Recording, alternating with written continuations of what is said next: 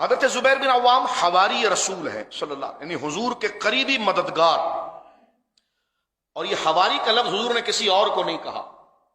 اور جس طرح کے ہمارے علماء اہل سنت اس مسئلے کو بیان کرتے ہیں کہ حضور علیہ الصلوۃ والسلام کی دربار سے فضیلت جو ہے ہر ایک کو ایسی ملی ہے جو دوسرے کو نہیں ملی۔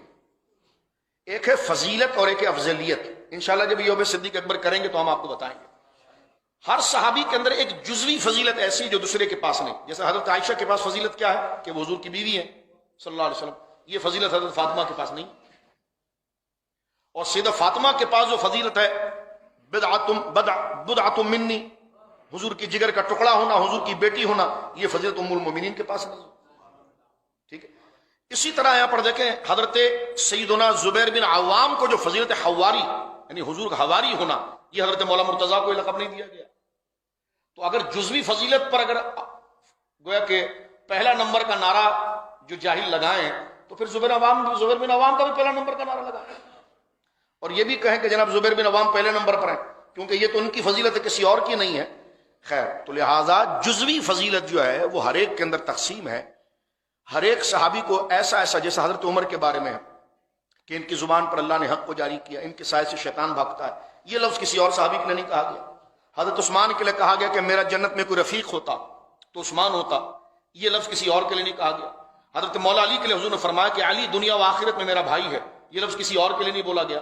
تو یہ ہے فضیلت کے درجے، یہ ایک الگ ٹاپک ہے۔ لیکن افضلیت جب حضرت ابوبکر صدیق کے لیے کہا جاتا ہے تو اس کا مطلب یہ ہوتا ہے کہ جب ڈائریکٹ یہ کہا جائے کہ صحابہ میں بڑا کون ہے تو پھر نام ابوبکر صدیق آتا ہے۔ تو اہل سنت جو ہیں الحمدللہ وہ جزوی فضیلت ہر صحابی کی تسلیم کرتے ہیں، لیکن جب مطلق سوال ہو کہ بڑا کون ہے اور افضل کون ہے تو وہ حضرت ابوبکر صدیق۔ غزوہ خندق لڑی جا رہی تھی اور بڑی سخت سردی تھی، اور عرب کی سردی اللہ اکبر، جیسی اس کی شدید، مدینہ منورہ کی گرمی جیسی شدید ایک آزمائش ہے، اسی طرح گرمی جیسی آزمائش ہے کہ جس میں بندہ جو ہے کہ فرش پر پاؤں نہیں رکھ سکتا۔ جنہوں نے گرمی میں حج کیا ہو یا عمرہ کیا ہو تو وہ جانتے ہیں کہ کھجور پکنے کا جو وقت ہے اس میں گرمی کتنی شدید ہوتی ہے مکہ مکرمہ کے اندر اور مدینہ منورہ میں، صحرائی علاقہ، اسی شدت کے ساتھ وہاں سردی ہوتی ہے۔ تو شدید سردی تھی جب غزوہ خندق لڑی گئی 5 ہجری کے اندر۔ اس میں سرکار دو عالم صلی اللہ علیہ وسلم ایک مسجد کے اندر، جو آج مسجد خمسہ مساجد کے اندر وہ مسجد موجود ہے، جس میں حضور علیہ الصلوۃ والسلام اپنے صحابہ کو لے کر بیٹھے ہوئے تھے، اور گرد و نواح مدینے کے اندر خندقیں کھودی گئی تھی۔ سرکار دو عالم صلی اللہ علیہ وسلم نے رات کے پہر ایک آواز لگائی، فرمایا کہ کون ہے جو اس میری مجلس سے اٹھے گا، اٹھ کر جائے گا اور پورے مدینے کا چکر لگائے گا، اور ہر سرنگ اور ہر گویا کہ اس کی فصیل کو غور سے دیکھے گا کہ اس سے کوئی دشمن عبور تو نہیں کر رہا، کون پہرہ داری کر کے آئے گا۔ سخت سردی تھی، تو اس میں سب سے پہلے حضرت زبیر بن عوام کھڑے ہوئے، اور جب میں اٹھ کر باہر گیا تو حضور نے مجھے دعا عطا فرمائی۔ حال یہ تھا کہ میں نے ایک تہبند پہنا ہوا تھا، غربت کا دور تھا، تہبند پہنا ہوا تھا، چادر میرے اوپر تھی، قمیص نہیں ہوتا تھا، یعنی اتنی قیمت، اتنے پیسے نہیں تھے۔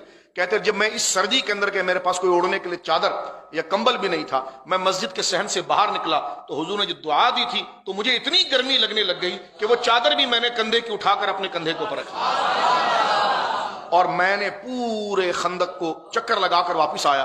تو جب میں لوٹ کر آیا تو سرکار کے چہرے پر ایک خوشی کے آثار تھے، اور سرکار نے جماعت صحابہ میں یہ ارشاد فرمایا کہ ابھی جبریل میرے پاس آئے تھے، اور میں نے جبریل سے کہا تھا کہ جبریل، حضرت عیسیٰ علیہ السلام کے اتنے مددگار اور حواری تھے، میری امت میں میرا حواری کون ہے؟ تو جبریل ابھی مجھے بتا کر گئے ہیں کہ یا رسول اللہ، آپ کی امت میں آپ کا حواری زبیر بن عوام ہے۔